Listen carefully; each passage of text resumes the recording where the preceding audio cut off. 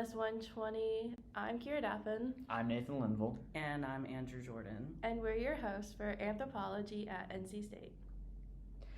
Anthropology here at NC State is housed within the College of Humanities and Social Sciences. It is also housed within the Sociology Department under Sociology and Anthropology. Anthropology here has four major specializations, which are linguistics, archaeological, biological, and cultural.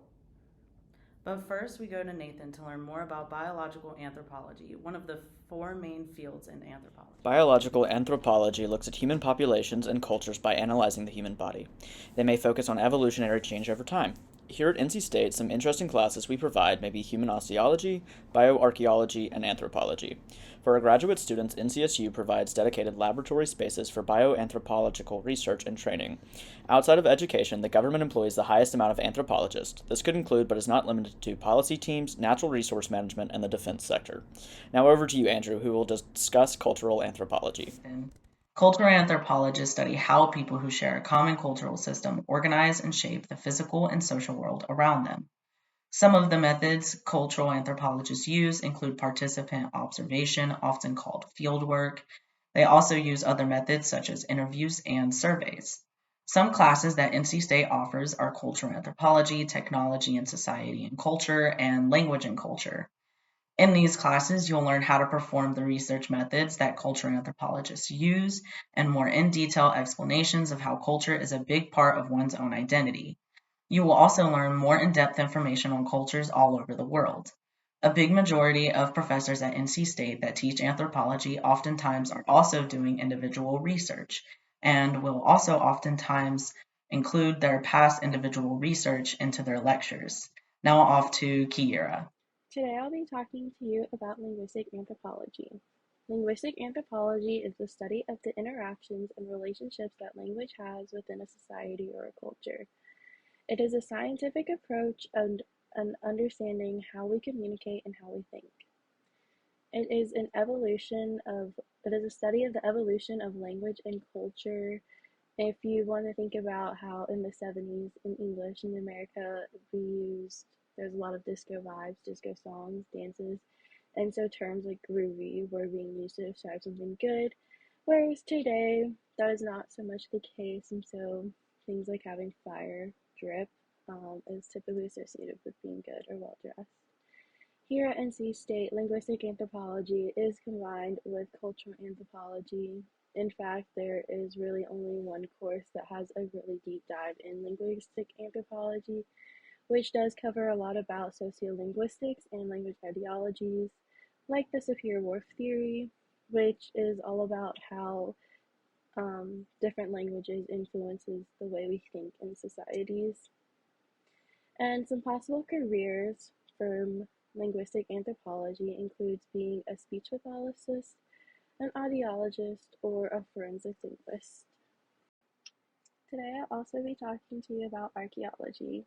Archaeology is a science with a historical focus of studying artifacts to understand more about cultures and societies, typically in the past, through the day-to-day items and artifacts left behind. Here at NC State, the courses for archaeology have a lot to do about field study and research methods, or it's a combination with biological anthropology to get courses such as zooarchaeology, in which it studies the human past from excavated animal remains and developing theories from there, looking at those remains. And then some possible careers in archaeology include being a field archaeologist, a museum curator, or a historical preservation specialist, among many others. For our deeper dive, we looked at research by Dr. Jennifer J. Carroll about sovereign rules and rearrangements banning methadone in occupied Crimea.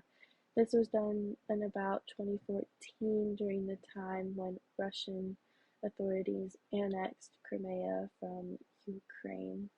This particular research falls under medical anthropology, which is like a subfield of cultural anthropology and biological anthropology. My takeaway from this research is that anthropology comprises many different approaches and creates specialty fields, like the medical anthropology. Looking at the research, we see the effects of having cultural anthropology in order to understand the background of what's happening during this Crimean crisis. Like the political study of how switching from Ukrainian to Russian nationalities very quickly and Russian laws had adverse effects in overcoming the opioid crisis in Crimea. Many users had turned to beating addiction through medical assisted treatment or MATs, which was a cultural norm supported by society under Ukrainian authority, but under Russian authority it was shut down and disapproved of, turning many users who were beating it back into their addiction and eventually having many overdoses. The way I want to discuss with you today is how anthropology is intertwined with many other majors and disciplines. In the article, Professor Carroll discusses Russia's order to shut down medication assisted treatment, or MATS, which is the medical anthropology part of this, to further their political gains, which is political science. To further control the people of Crimea, Russia shut down the MATS since their population had a high rate of opioid abuse. The takeaway I want to discuss is how anthropology goes into other majors.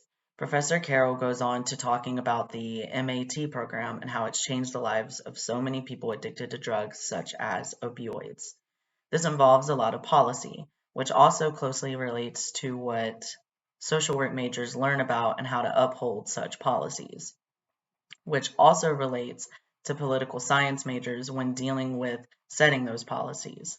Political science majors seek to understand how such policies create a more sustainable world. Such programs like the MAT program need social work majors and political science majors to continue and regulate the policies set in order to keep the program successful. Goodbye. Goodbye. Thanks for joining us.